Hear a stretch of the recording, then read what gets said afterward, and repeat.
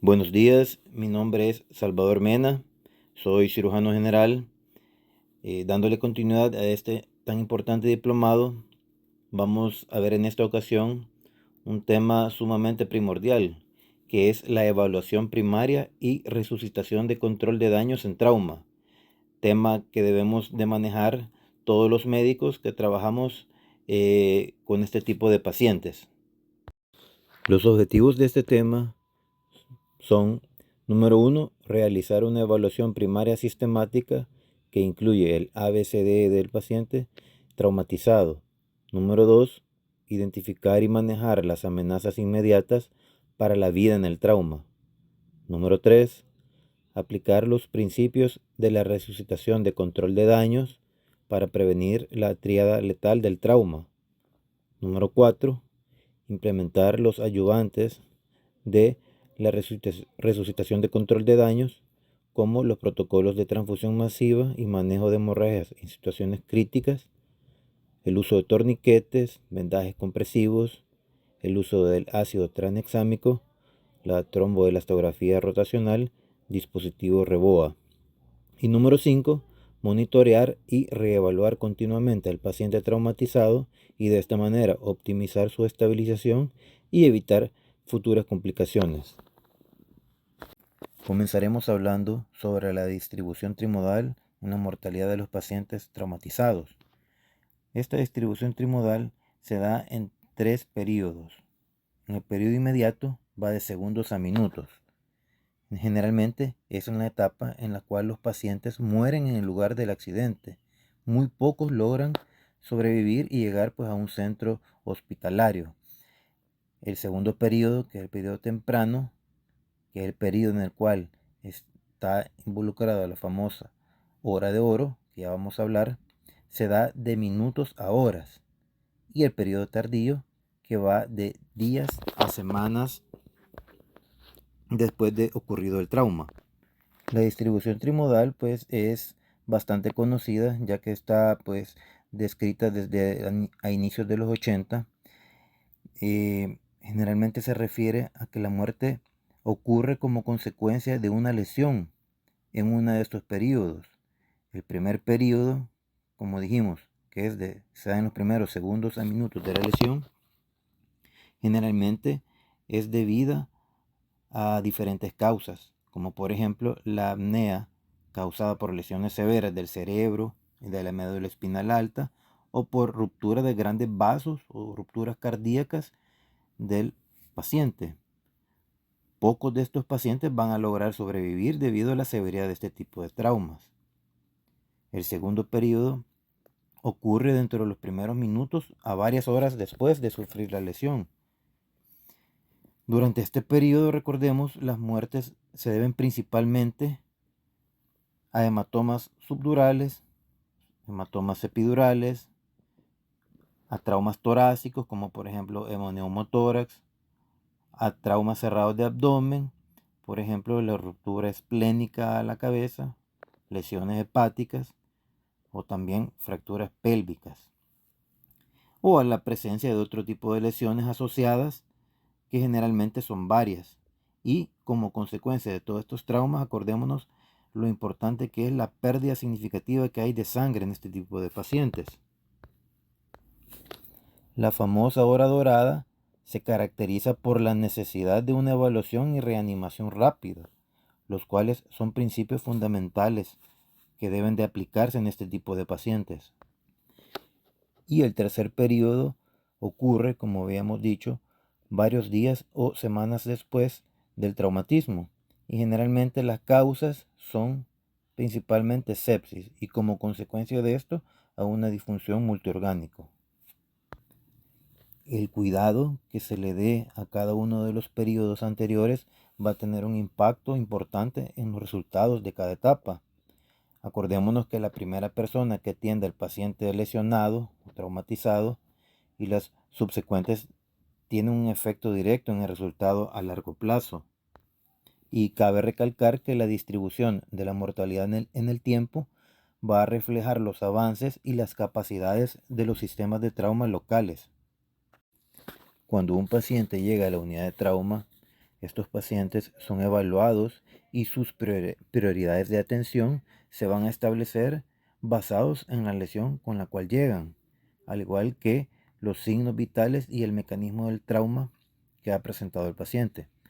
Las prioridades de tratamiento van a seguir un orden lógico y secuencial basados en la evaluación general del paciente.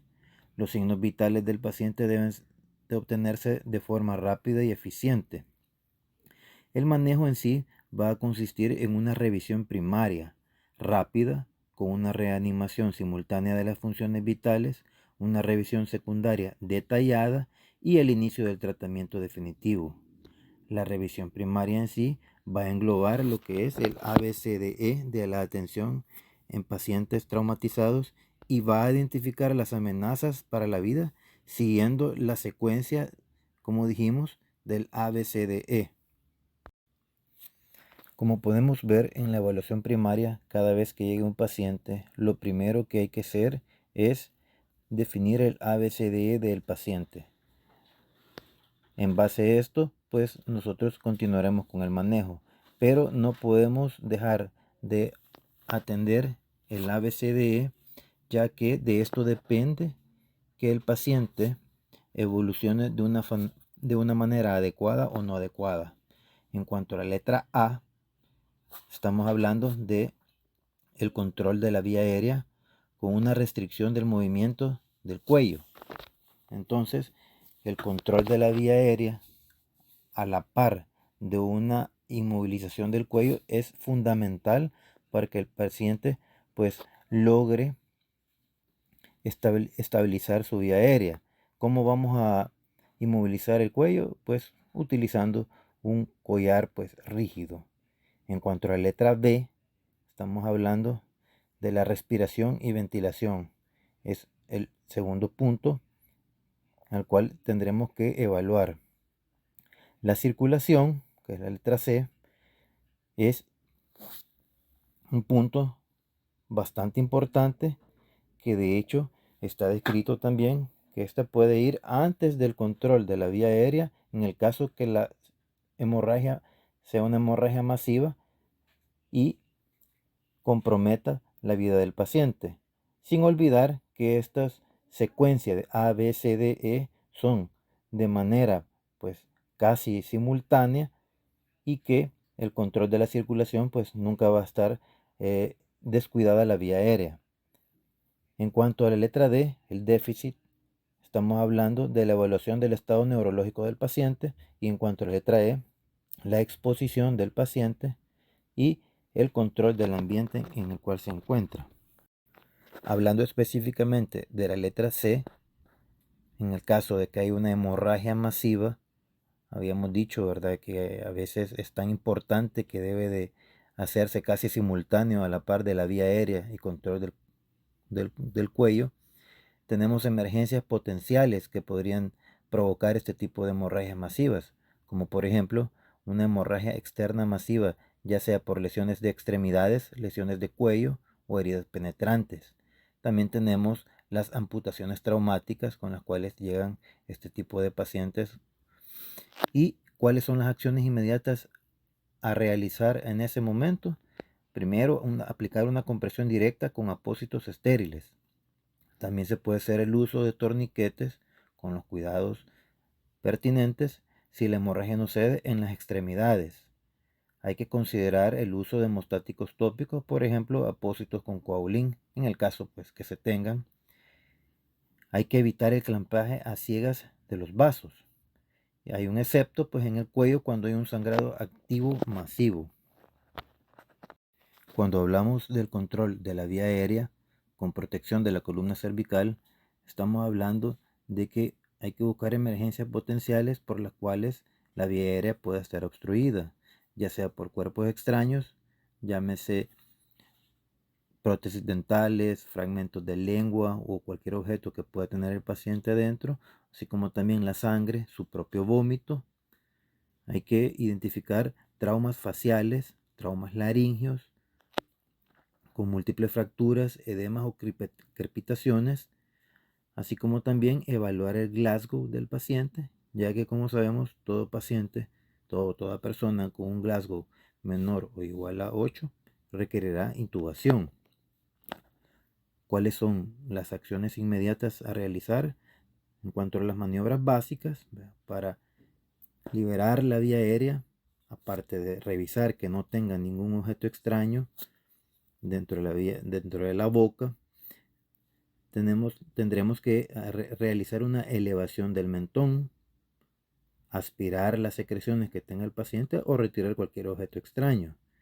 También pues se evaluará la intubación orotraqueal.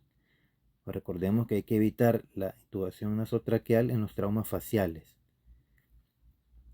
También está descrita la cricotiroidotomía si la obstrucción pues no resuelve, y hay que recordar que a la par de la liberación de la vía aérea va a la par la inmovilización cervical con un collarín, o si no tenemos un collarín en el momento, un bloqueo manual mientras se consigue uno, ya que en esto todo paciente politraumatizado con múltiples traumas deberá sospecharse una lesión vertebral hasta no demostrar lo contrario.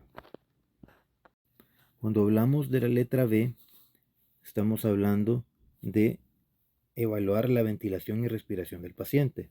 La permeabilidad de la vía aérea sola no nos va a asegurar una adecuada ventilación. Acordémonos que el intercambio gaseoso adecuado es importante para maximizar la oxigenación y eliminación del CO2. La ventilación va a requerir de un correcto funcionamiento tanto de los pulmones, la pared torácica y del diafragma, y por eso todos los médicos que tratamos este tipo de pacientes debemos rápidamente evaluar y examinar cada componente.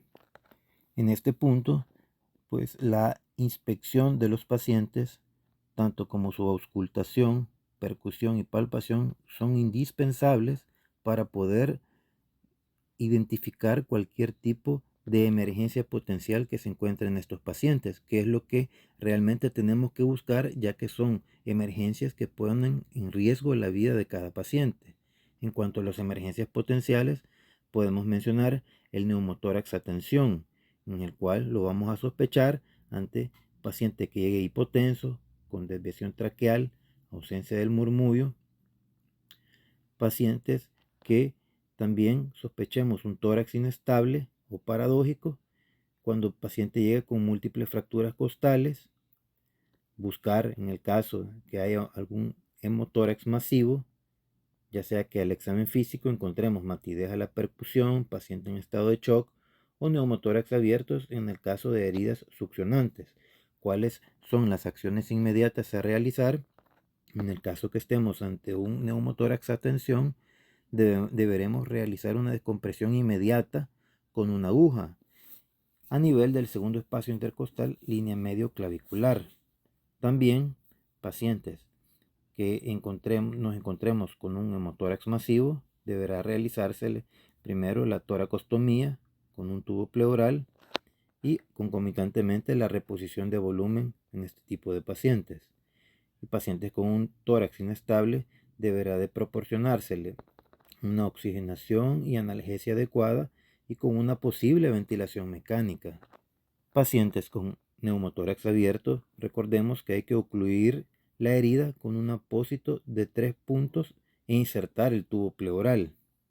Aquí cabe recalcar que las heridas succionantes nunca hay que ocluirlas de forma sellada, sino que siempre van en 3 puntos. Cuando hablamos de la letra C, estamos hablando que debemos de realizar un control de la hemorragia. Acordémonos que la hemorragia es la causa predominante de muertes que son prevenibles en trauma. Identificarla, un rápido control de la hemorragia e iniciar la reanimación son pasos críticos en la evaluación y el manejo de estos pacientes. Una vez que se excluya un neumotórax a tensión como causa de shock, hay que considerar que la hipotensión que ocurre posterior a una lesión se debe a una pérdida sanguínea, hasta que se demuestre lo contrario. Los elementos de la observación clínica que nos van a brindar una importante información en segundos son el nivel de conciencia, la perfusión cutánea y el pulso. Cuando hablamos del nivel de conciencia, es cuando el volumen circulante se reduce. Entonces la perfusión cerebral se ve profundamente comprometida y esto nos dará una alteración en el nivel de conciencia. En cuanto a la perfusión de la piel, este signo es muy útil en un paciente traumatizado hipotenso. Un paciente con una piel rosada, especialmente en la cara y extremidades, raramente va a tener una hipovolemia crítica después del trauma. Al contrario, un paciente que esté hipovolémico puede tener la piel de la cara gris y las extremidades pálidas. En cuanto al pulso, un pulso rápido y filiforme es típico de un signo de hipovolemia. Hay que palpar el pulso central, por ejemplo la arteria femoral o carotídea, bilateralmente para evaluar su calidad, frecuencia y regularidad. La ausencia de los pulsos centrales que no pueden ser atribuibles a factores locales va a implicar la necesidad de acciones inmediatas de reanimación. Entonces, cuando hablamos de control de la hemorragia, ¿cuáles son las emergencias potenciales que debemos de buscar? Por ejemplo, en un choque hemorrágico, clínicamente, el paciente estará con una taquicardia, hipotensión, piel fría, un llenado capilar lento. En el caso que nos encontremos con un caso de taponamiento cardíaco, en el cual se da la famosa tríada de Beck, que se refiere a la hipotensión, ingurgitación yugular y ruidos cardíacos apagados. O en el caso de que haya una hemorragia interna, también debemos sospecharlos en pacientes con traumas abdominales, pelvis y de extremidades largas. ¿Cuáles son las acciones inmediatas a realizar en ese tipo de situaciones? Los accesos venosos grandes, por ejemplo, 2 vías periféricas o, en su caso, intraóseas. El uso de cristaloides o hemoderivados o también el uso de sangre O negativo si choque severo en el taponamiento cardíaco, la pericardiocentesis con aguja, y en pelvis inestables recordar la inmovilización pélvica, ya sea con una faja pélvica o sábana para compresión.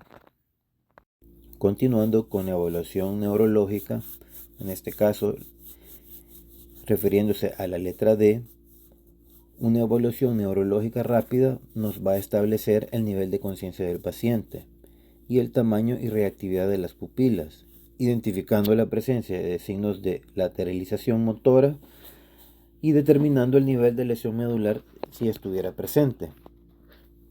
Hay que tomar en cuenta que la escala de Glasgow es un método rápido, simple y objetivo para determinar el nivel de conciencia. La puntuación motora de la escala de Glasgow se va a correlacionar con la evolución posterior del paciente. Un descenso en el nivel de conciencia nos puede indicar una disminución de la oxigenación o perfusión cerebral, o puede deberse a una lesión cerebral directa. Un nivel alterado de la conciencia nos va a indicar la necesidad de una reevaluación inmediata de la oxigenación, ventilación y perfusión del paciente.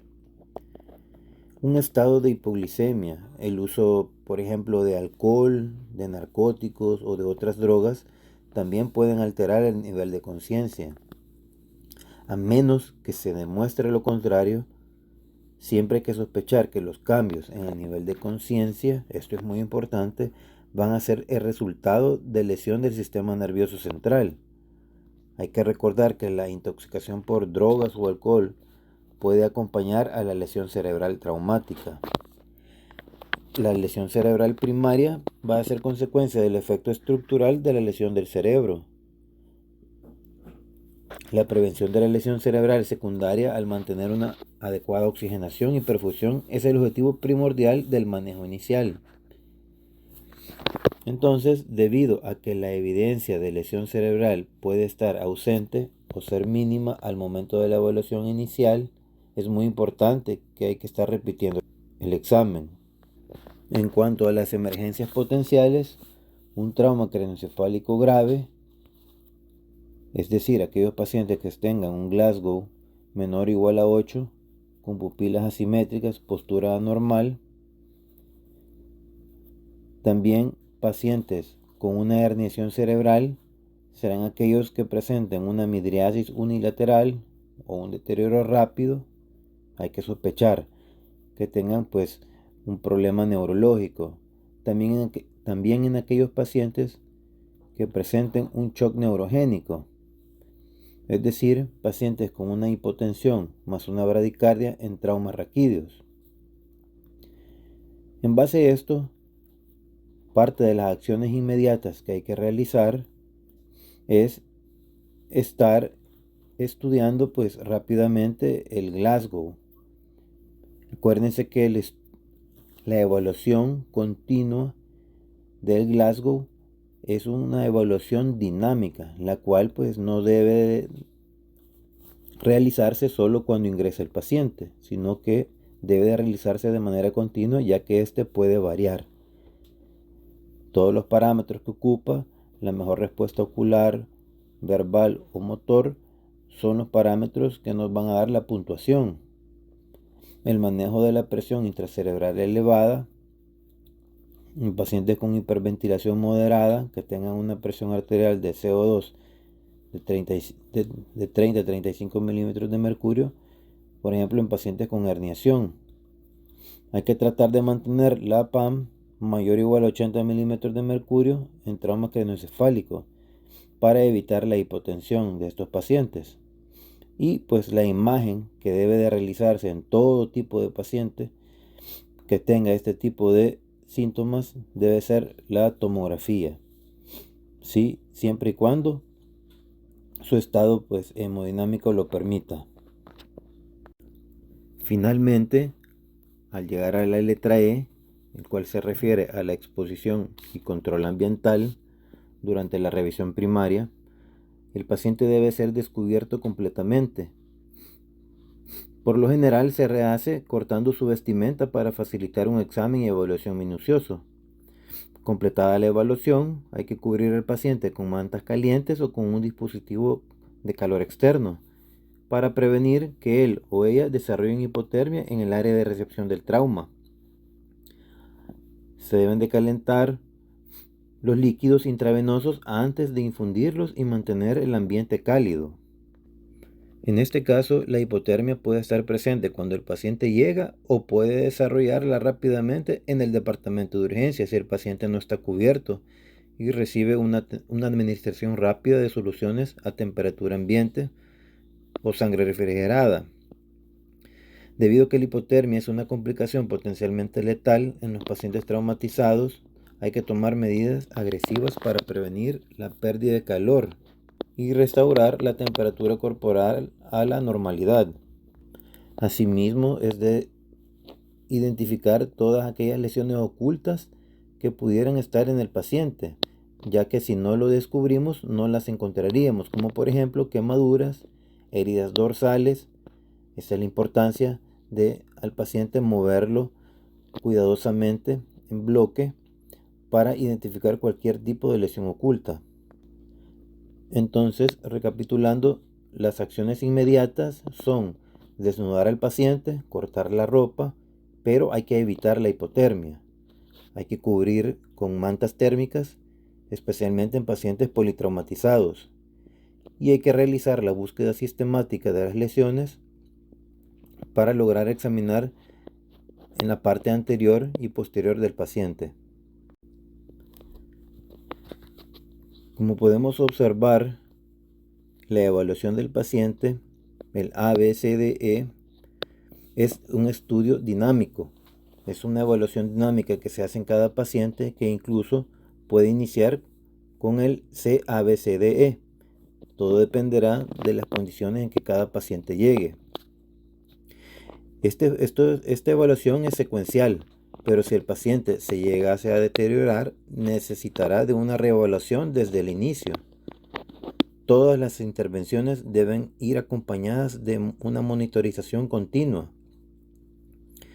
Y este enfoque va a garantizar el manejo ordenado y prioritario en el paciente traumatizado crítico.